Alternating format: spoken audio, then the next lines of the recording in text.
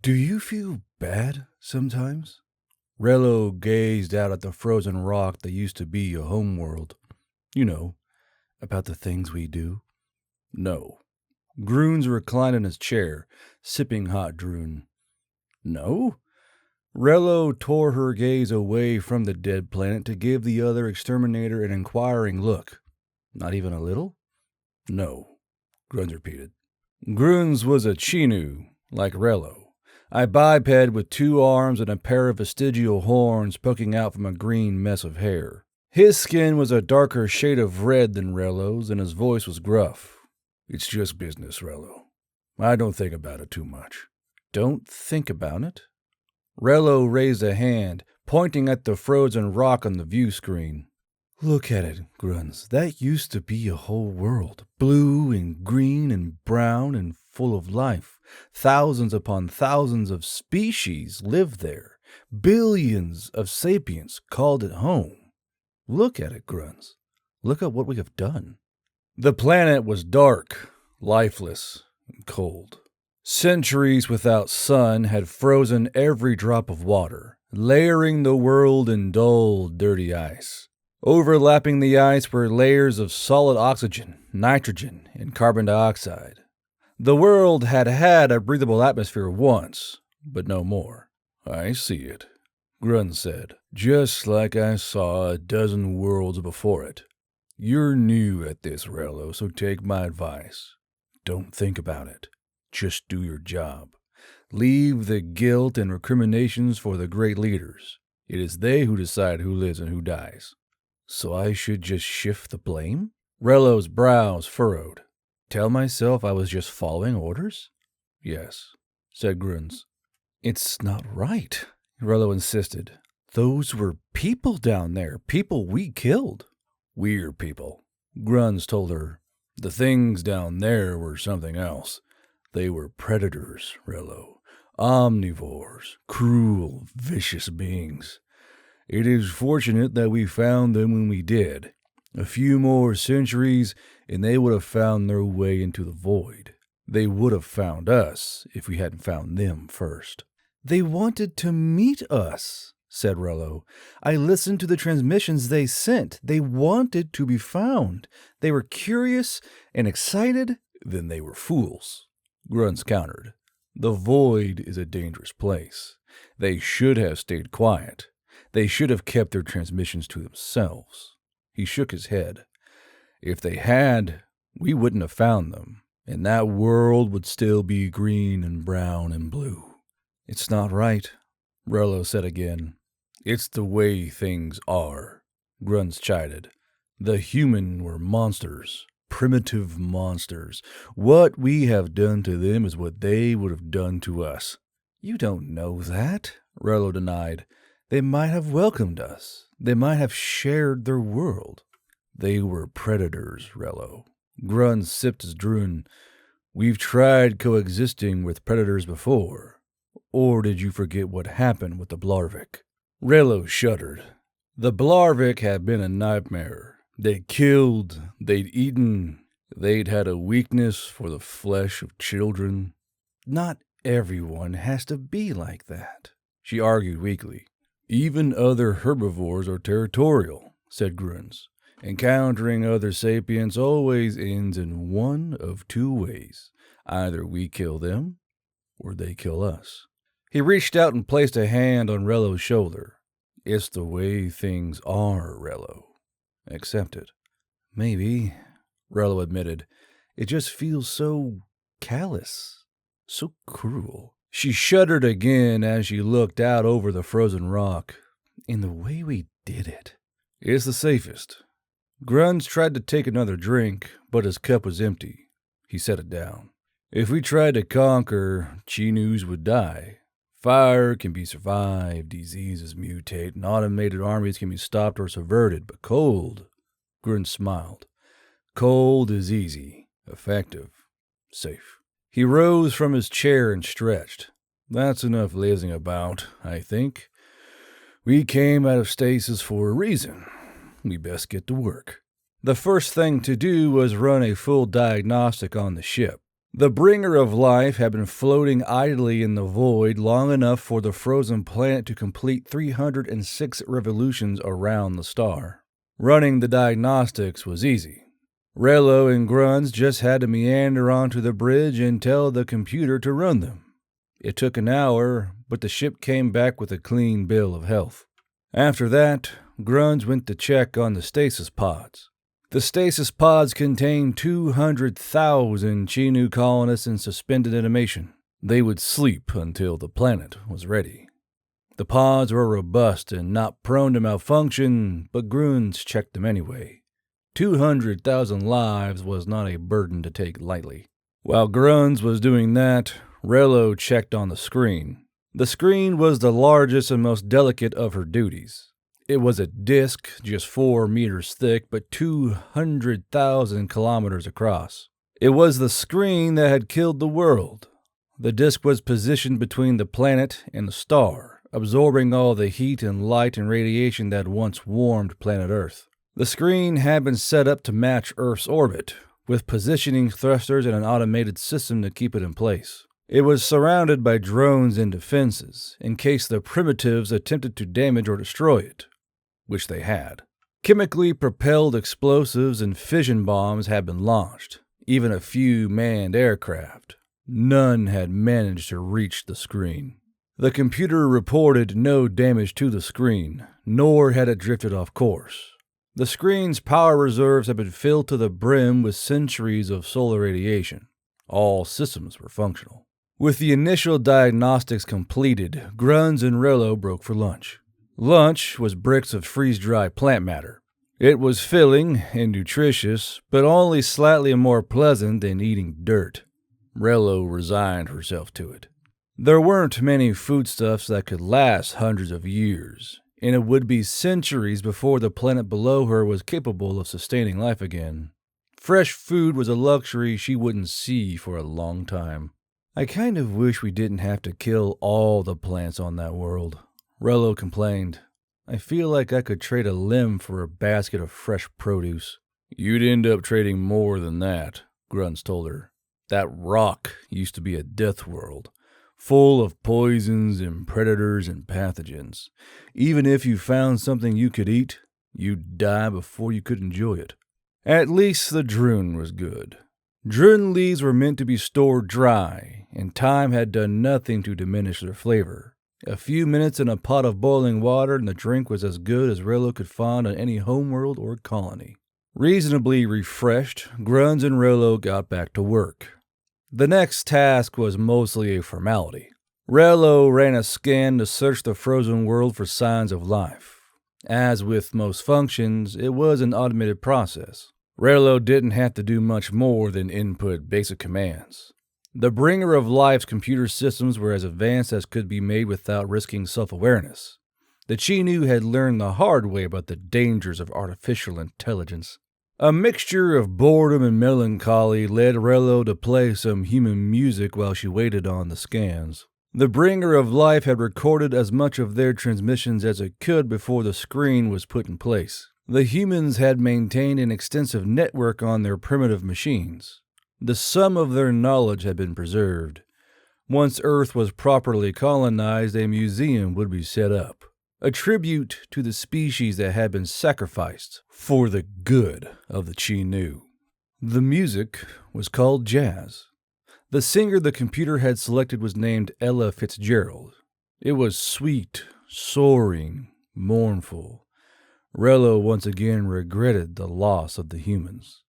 Grunz had called them vicious predators, and maybe they were. Maybe they would have killed Relo if they had the chance. That didn't change the fact that they had made beautiful things. It didn't change the fact that they would never make a beautiful thing again. The scan took hours, far longer than it should have. In the middle of the second hour, she'd calmed Grunz and asked about it. He laughed at her. If it's not done in 10 minutes, he told her, just wait longer. I don't think it's supposed to take that long, Relo had pointed out, miffed. It usually doesn't, Grez had agreed. But this was a death world. Just sit tight and listen to your sad music from your dead predators. You'll understand once the scan is complete. The computer took another 4 hours to finish scanning and compile a report. Rello skimmed through it half-heartedly at first. Lists of dead species and frozen plant matter. Near the bottom of the report, something caught her eye. Something that filled the Chi Nu with fear. "Gruns," she calmed. "We have a problem." Gruns wandered onto the bridge several minutes later, nursing a fresh mug of Drun. "The scan's finished, I take it?"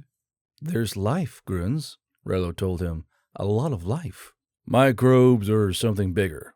Gruns sipped his Drun nonchalantly. "Both," said Rello. "I've cross-referenced the scan with the database the computer compiled from human transmissions. Look." She pointed at her screen. Gruns wandered over and started reading over her shoulder. Hydrothermal vents, little pockets of warmth in a cold, dead world. He shrugged.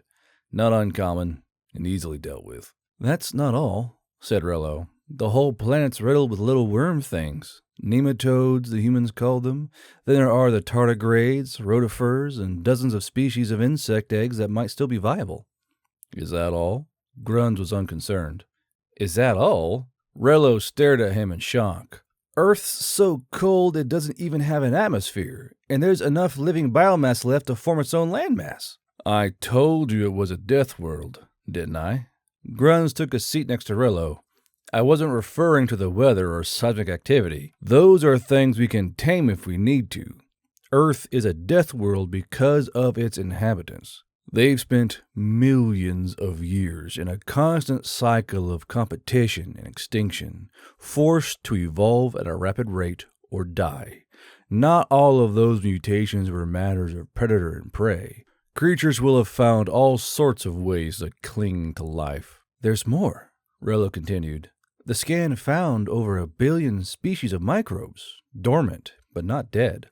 "Viruses," Gruns guessed. "Viruses, yes," Rello confirmed, "but also fungi, algae, bacteria, all kinds of things."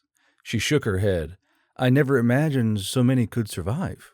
"It's only a small percentage," Gruns pointed out. "There were trillions of species of microbes before we blocked out the sun." "It's still so many," said Rello, "and we have no idea whether or not they can affect Chi-Nu biology." "True." Gruns sipped his Drun. "Microbes are one of the biggest dangers when colonizing a new world. Fortunately, there is a simple solution." "There is?" Rello frowned. "What is it?" "One of the other functions of the screen," Gruns told her. "It's not one we use very often, but death worlds require extreme measures." Extreme measures, indeed. The more Gruns explained, the more horrified Rello became. The screen had over 300 years' worth of solar radiation stored. Gruns was going to release it all, and a bit more besides. Over the course of a scant few weeks, the screen would discharge enough energy to evaporate Earth's atmosphere and every drop of water on the planet. The entire surface of the world would become a swirl of boiling, molten rock. It was not a simple task. Flash boiling the planet would violently strip away Earth's atmosphere. The water would be similarly ejected. To prevent this, the Bringer of Life deployed thousands of force field emitters. The emitters encircled the globe, connecting their fields to form a barrier. The barrier would prevent the superheated gases from escaping. As usual, Rello and Gruns didn't have to do much more than give commands to the computer. The Bringer of Life's automated systems took care of the rest. It took 15 days to get the force field array into position, followed by an hour of testing and diagnostics. Satisfied with the setup, Gruns told Rello to watch the view screen while he sent an activation command to the screen.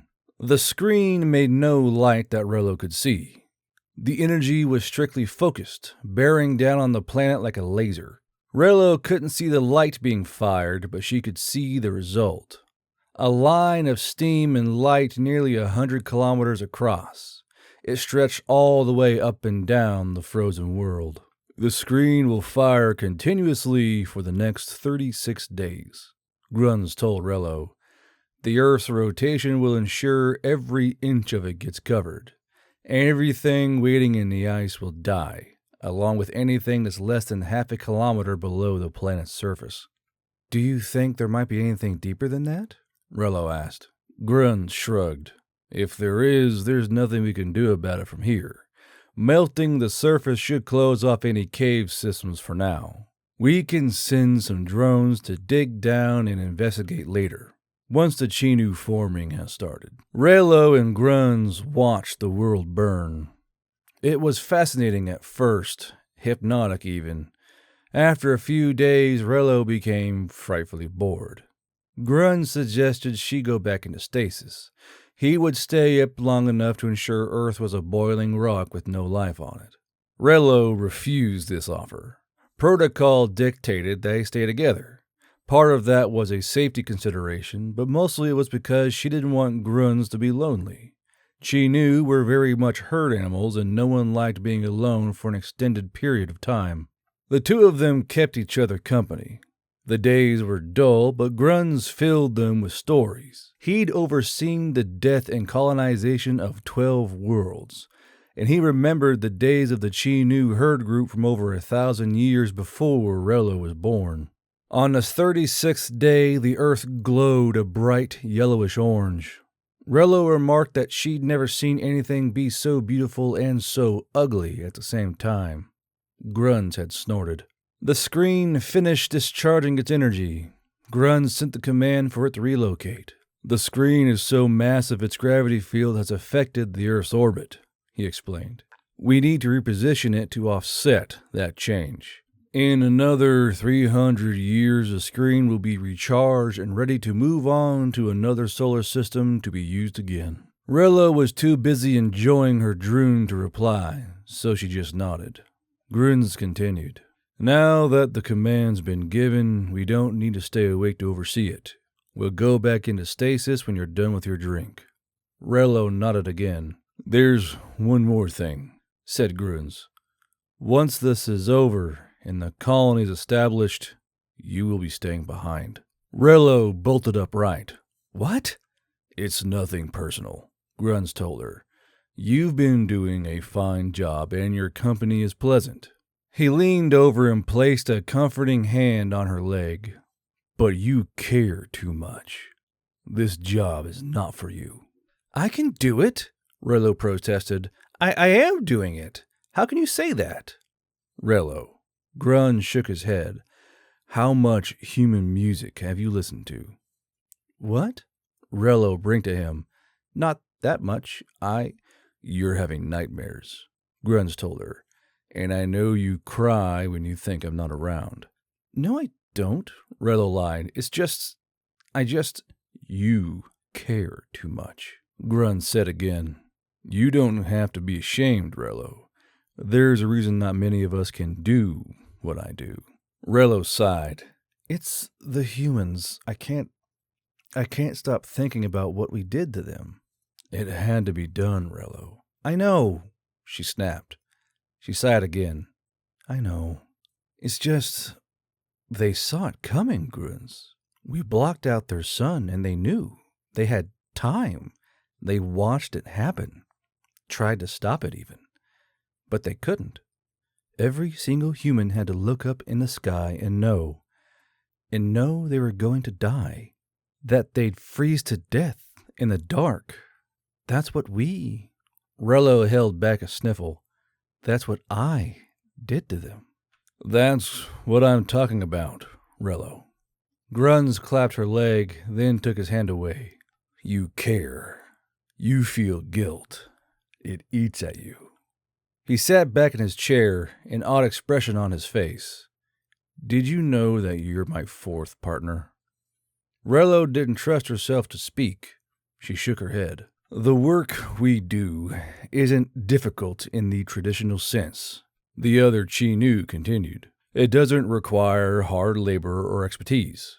The problem is the emotional toll. We are herd animals, Rello. We have a great deal of empathy, even for things we shouldn't. He gestured at the molten planet on the view screen. Especially for things we shouldn't. You don't seem to have a problem, Rello pointed out. I'm different, said Gruns. I was born with a very rare condition. I don't experience empathy. Rello chuckled. It was an odd joke, but she'd accept it if it broke up the tension. No, I'm serious, Gruns told her. I feel nothing for the humans or for you. My only concern is myself. Gruns looked at her. The animation fell away from his features. His eyes were cold, dead, the eyes of a predator. A tremor of fear rippled up Rello's legs. Gruns? Her voice came out as a whimper. Gruns blinked. His expression went back to normal. Oh, I can play the part well enough. He gave Rello a reassuring smile. Rello was not reassured. The smile turned wry. But I do not crave the comfort of the herd.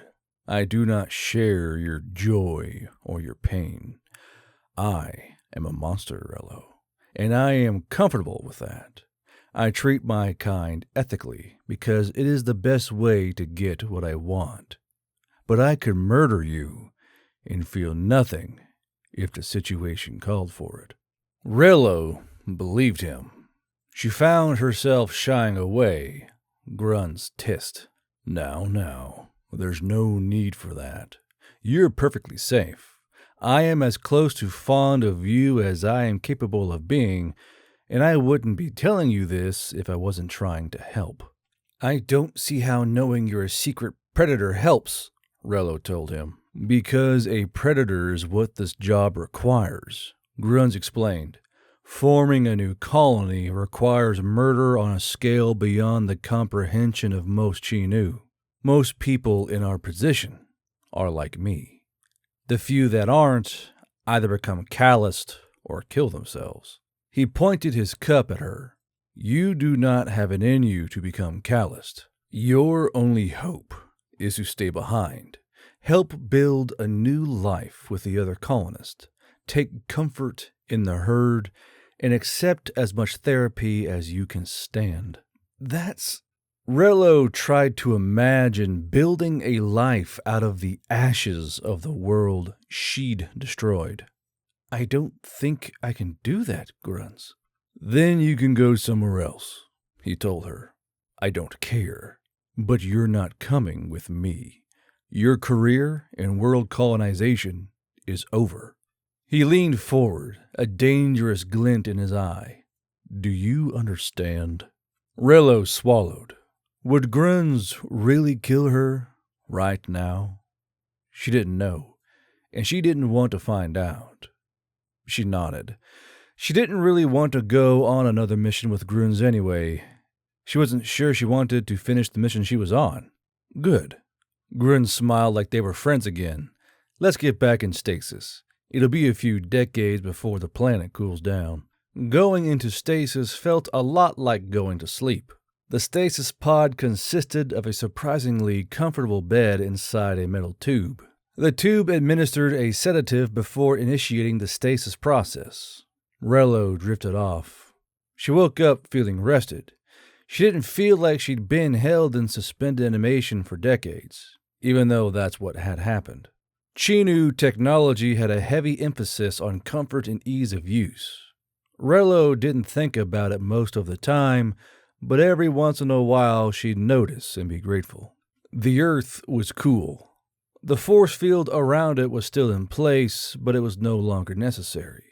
The atmosphere was stable. The planet's water had recondensed, forming oceans and rivers and ice and clouds. A weather system had taken form, with wind and snow. Earth was starting to look like a home world again. It was a lie, of course. The oceans held water and salt and nothing else. The ground was all solid rock, unsuitable for plant life. Earth was as dead now as it was several decades ago. Still, it looked clean, new. The cities and monuments of the humans had all been melted down. All traces of the once mighty civilization had been scoured from the face of the earth. Rello doubted a single bone or trinket remained to remember them by. She wasn't sure how she felt about that. Once again, Rello and Gruns ran diagnostics. Once they confirmed everything was in working order, Rello scanned the planet one more time. She confirmed there was no life, not so much as a microbe. "That's what I like to hear," said Gruns. "I'm not sure what we would have done if something had survived all of that." "Has that ever happened?" Rello asked. She couldn't imagine anything living after being frozen for hundreds of years and then dumped in molten rock. "No," said Gruns, "but it's a death world. You can never be too careful." Gruns had been frighteningly normal all day. It was as if the previous conversation never happened. Rello didn't know if he was putting on an act, or if he really wasn't bothered about firing and threatening to kill her. She decided not to ask.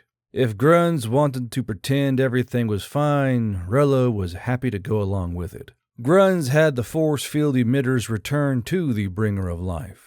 Rello searched the world for a good landing spot.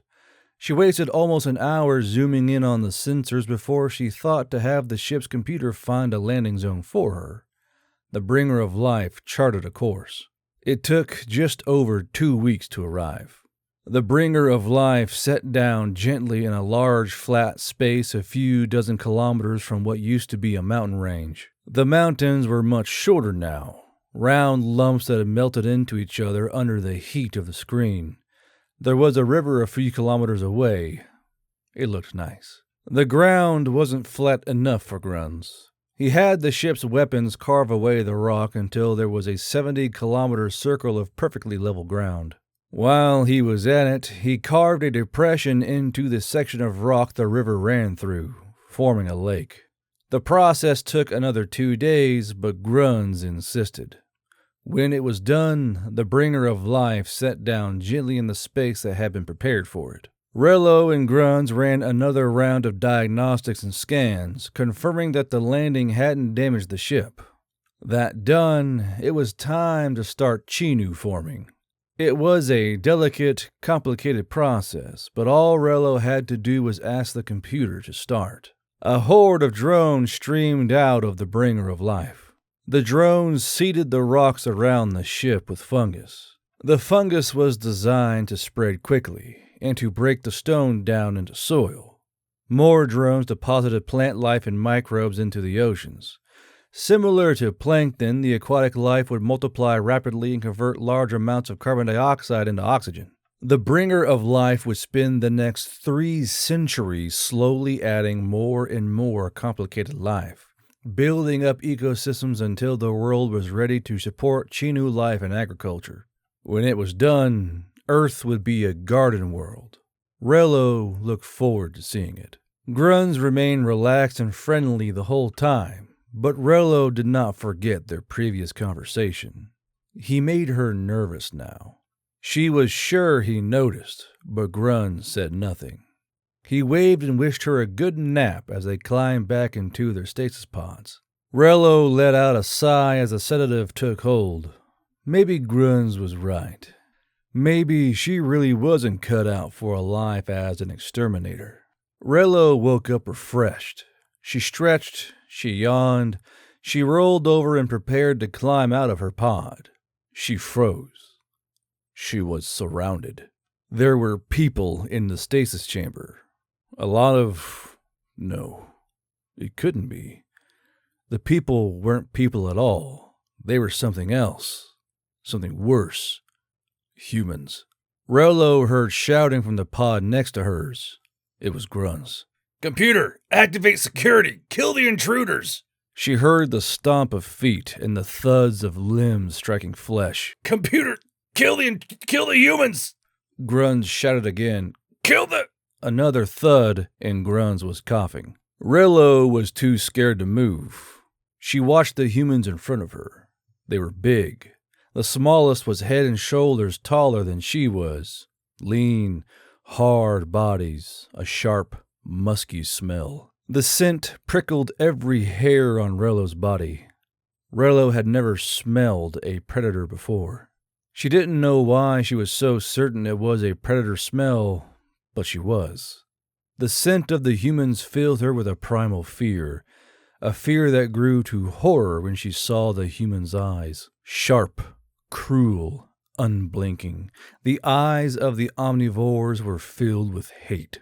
A hate so raw and powerful, Rello nearly soiled herself. Those eyes promised death and worse than death. Rello was so transfixed she barely noticed the muffled screams of her partner. The humans were not armed, but some of them were carrying some kind of cord. They were wearing void suits like Rello's. One of them, a vicious-looking female, picked up a chair with one hand. She set it down in front of her. The human hissed a single word. Sit. Rello blinked.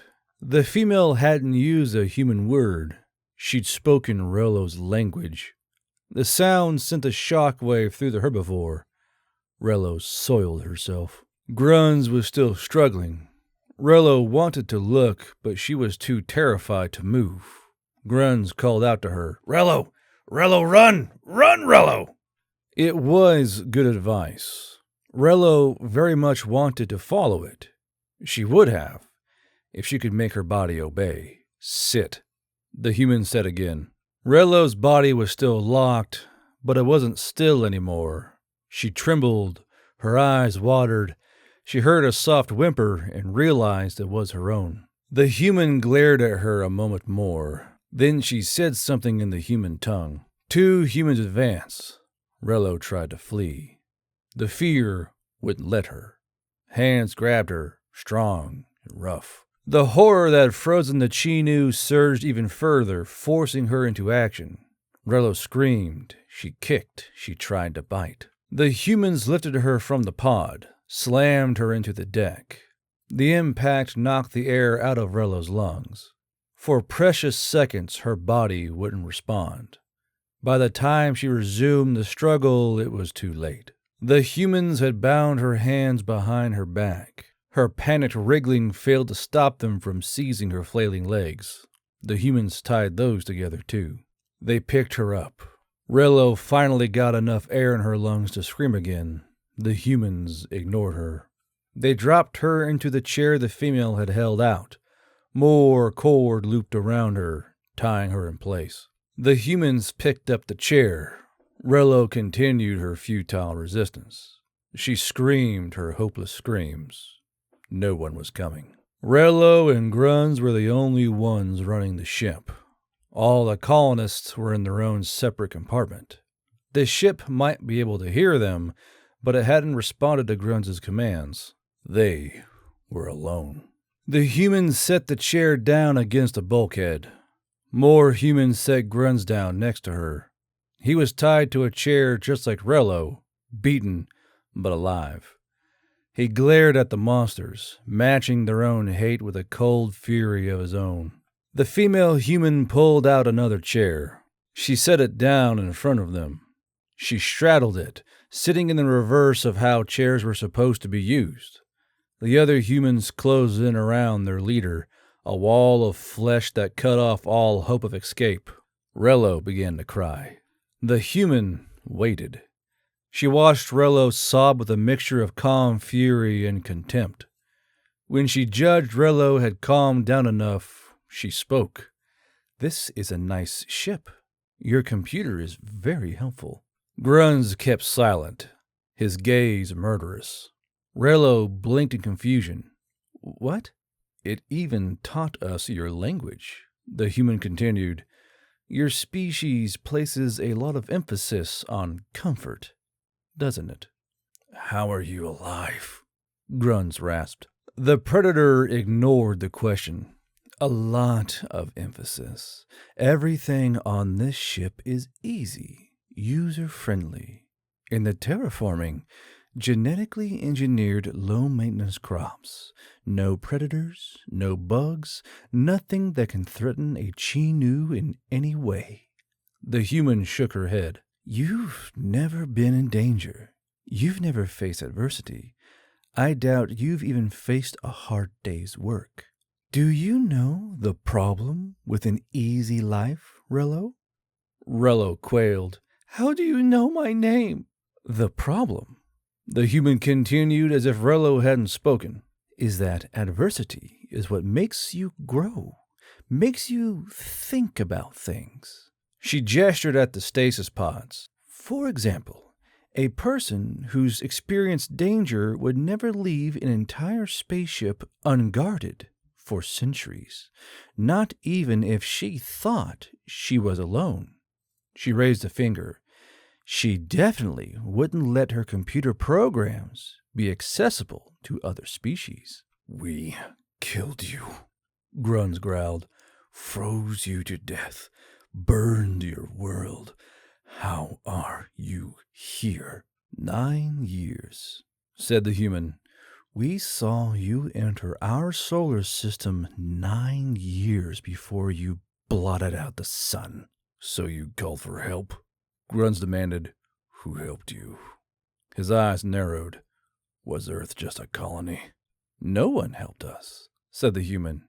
We were excited, at first, before we realized what you were doing. Humanity celebrated that we weren't alone in the universe.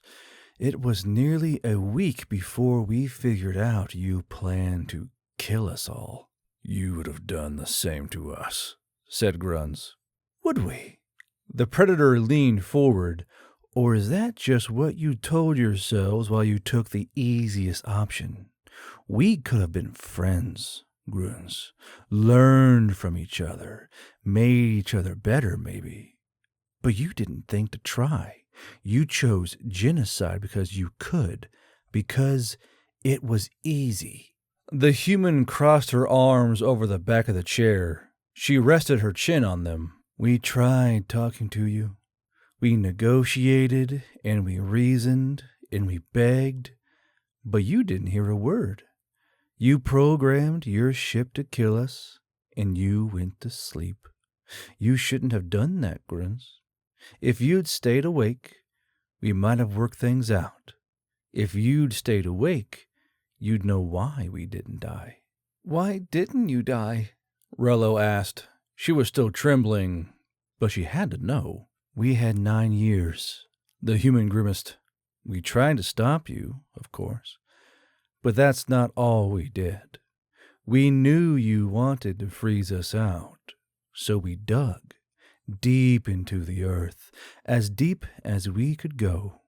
We found places that would stay warm, places we could use geothermal for power, as many as we could dig, with as much technology as we could salvage. The human sighed.